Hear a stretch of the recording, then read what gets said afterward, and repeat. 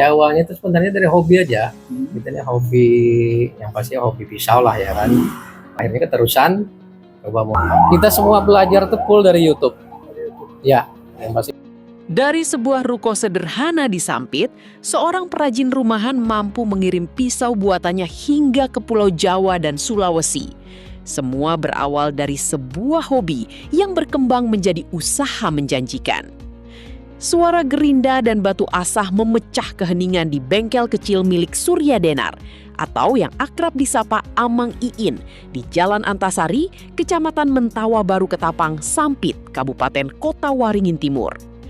Dengan penuh ketelitian, ia membentuk bilah-bilah baja menjadi pisau sembelih dan pisau seset daging yang dikenal tajam dan kuat. 5 tahun lalu, usaha ini bermula dari kegemarannya mengoleksi pisau. Berbekal belajar secara mandiri melalui internet, ia mulai mencoba membuat pisau sendiri. Hasil karyanya kemudian diminati teman-teman, hingga akhirnya dipasarkan kepada masyarakat luas. Proses pembuatannya masih mengandalkan peralatan sederhana. Baja circle dipotong, dibentuk menggunakan gerinda, lalu dipanaskan dan disepuh agar menghasilkan bilah yang kokoh. Tahap paling penting adalah membentuk mata pisau agar presisi, karena menentukan kualitas dan ketajamannya. Satu pisau sembelih lengkap dengan gagang dan sarung membutuhkan waktu sekitar 1 minggu untuk diselesaikan. Sementara pisau seset daging dapat dibuat dalam waktu sekitar 2 hari. Ciri khas produk buatannya terletak pada gagang berbahan kayu ulin, kayu khas Kalimantan yang terkenal kuat dan tahan lama.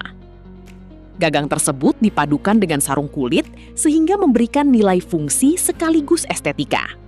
Ia mengakui usaha yang digelutinya tak selalu ramai.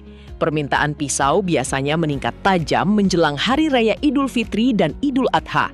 Pada musim itu, puluhan pisau sembelih dan lebih dari 100 pisau seset daging berhasil terjual untuk memenuhi kebutuhan masyarakat. Kini, hasil karya dari bengkel sederhana di Sampit itu tidak hanya digunakan warga lokal. Pesanan terus berdatangan dari berbagai daerah di luar Kalimantan, membuktikan bahwa ketekunan mengasah hobi dapat berubah menjadi usaha yang menghasilkan dan mampu menembus pasar antar pulau. Sekitar 5 tahun yang lalu lah sudah nih berjalannya lah.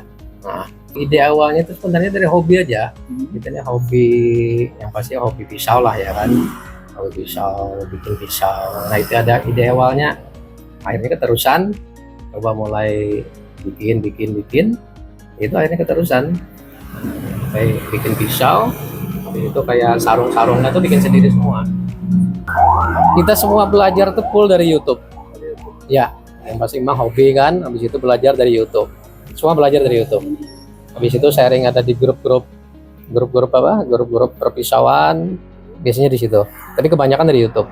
Produksinya sendiri aja, cuman kita yang simpel aja gitu. Jadi kita nggak nempak.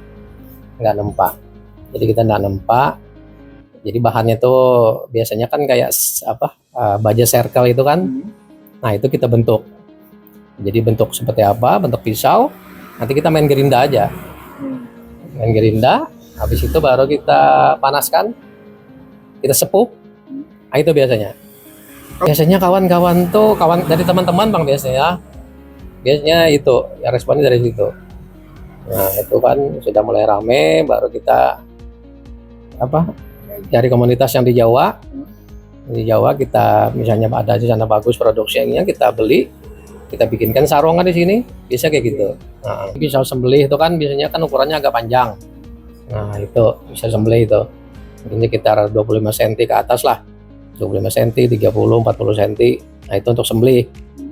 Habis itu pisau seset kan biasanya yang pendek-pendek itu yang 15 cm.